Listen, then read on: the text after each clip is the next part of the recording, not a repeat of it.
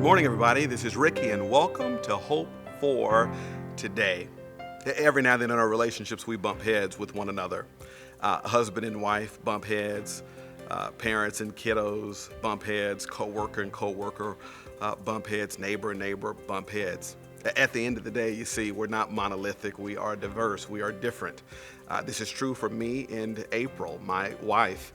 We are as different as the day is long.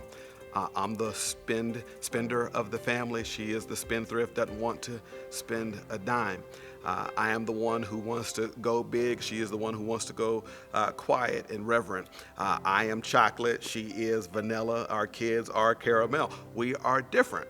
But I can attest to the fact that in 8 years of marriage, God has used our differences with one another to bring us closer to each other and closer to Jesus. My point is this: we bump heads, but could it be that God allows head bumping from time to time to get us to see things we otherwise would not have seen, to get us to do things we otherwise would not have done, to get us to experience things we otherwise would not have experienced, because God allowed us to have relationships where there are differences.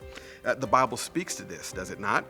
Proverbs chapter 27, verse 17, it says this: iron sharpens iron, and one man sharpens another. Now, back in the old days, when the blacksmith was actually sharpening things, they understood that you couldn't have two pieces of metal that were the exact same shape.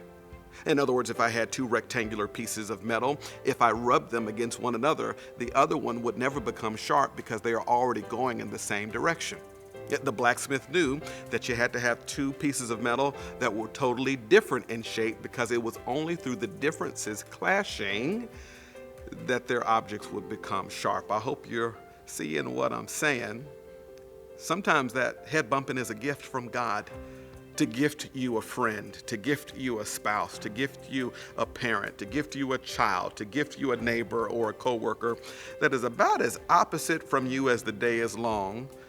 But God is using that to expose you and sharpen you and refine you to make you more into what you need to be. Granddaddy used to say it this way: if both of you are just alike, one of you ain't needed.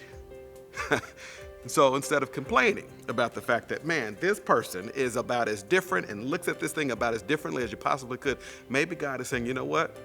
Hold out a while. And let's listen to see how God may use these differences and this head bumping to bring you a vision of His clarity that you never before otherwise would have experienced.